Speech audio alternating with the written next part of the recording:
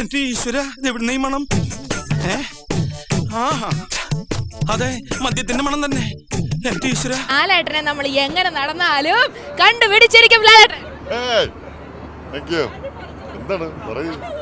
എന്റെ ശബരിമല മുര ഇത് ആസാനോട് അടിച്ച് ശിവാശ്രീ മുക്കാ ചക്രത്തിന് കൂതറ സൽസ്യമാടിച്ചിട്ട് ശിവാശ്രീകളെന്ന മലയാളത്തിന്റെ സുന്ദരിമാരുടെ ഇടയിലാണ്. ഈ ചേട്ടൻ എന്താ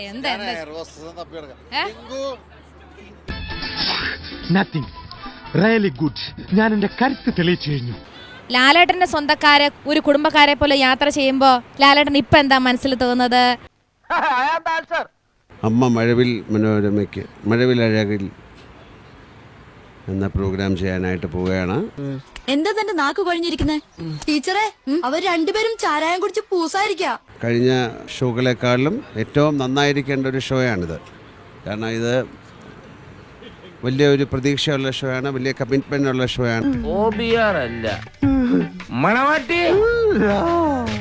അതുകൊണ്ട് തന്നെ നമ്മൾ കുറച്ച് ടെൻസ്ഡും ആണ്. നമുക്ക് ഏറ്റവും നല്ല ഷോ അല്ലേ ചെയ്തു കൊടുക്കണ്ടേ. അപ്പോൾ അതിൻ്റെ ഇതിലാണ് നമ്മൾ നാളെ ചെന്നിട്ടൊരു സ്റ്റേജ് റിഹേഴ്സൽ ചെയ്യും. 5-8 പെഗ്ഗെന്നൊക്കെ പറഞ്ഞാൽ സാറിന് ആനവായിൽ അമ്പഴങ്ങിയ ഒടുക്കത്തെ കപ്പാസിറ്റി അല്ലേ? ആ ശരീരം കണ്ടറിഞ്ഞൂടെ? നീ എന്താ ഈ പറയുന്നത്?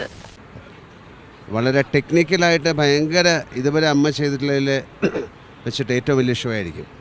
ഇപ്പൊ ലാലേട്ടൻ സിനിമാ നടനൊന്നുമല്ല, ഒരു സാധാരണ മനുഷ്യൻ. അദ്ദേഹം ഈ പറഞ്ഞതിന് വേറൊരു അർത്ഥം ഇല്ലേ? ഏയ്, അങ്ങനെ പ്രത്യേകിച്ച് അർത്ഥമൊന്നുമില്ല. ഞാൻ എന്തിനാ ഈശ്വര ഇങ്ങനെ തെറ്റിദ്ധരിക്കണേ? ജനാധിപത്യത്തില് സ്വേച്ഛാധിപത്യമില്ല.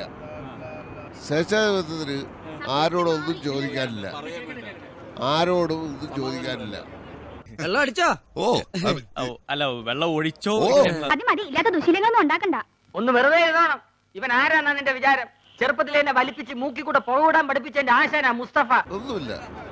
ജയകൃഷ്ണൻ എനിക്ക് തല്ലണമെന്ന് തോന്നിയ അപ്പ എനിക്ക് തല്ലാം. അതാണ് സ്വേച്ഛാധിപത്യം. അയാൾ എന്താ പറയുന്നേ? എനിക്കറിയാം എന്തോ കാര്യമായിട്ട് പറയുന്നു. നിനക്കൊല്ലേ കേൾക്കാൻ പറ്റണ? അദ്ദേഹം പറഞ്ഞതിൽ വലിയ അർത്ഥമുണ്ട്. അതെന്താണെന്ന് അദ്ദേഹത്തിനും അറിയില്ല, നമുക്കും അറിയില്ല. അതിന്റെ അർത്ഥം ഇന്നത്തെ തലമുറയ്ക്ക് മനസ്സിലാവില്ല. ഒരു 100 വർഷത്തിന് ശേഷം മനസ്സിലാകേണ്ട കാര്യങ്ങളാണ് ഇപ്പൊ പറഞ്ഞിരിക്കുന്നത്. മധ്യതിരുവിതാംകൂറുകാരൻ കൈമൾക്ക് മദ്യം ഒരു ലഹരിയാണോ? മദിരാശി ഒരു ഹരമാണോ? ഈ കൊടിയന്മാരൊക്കെ ഒരു ഗതികേട്.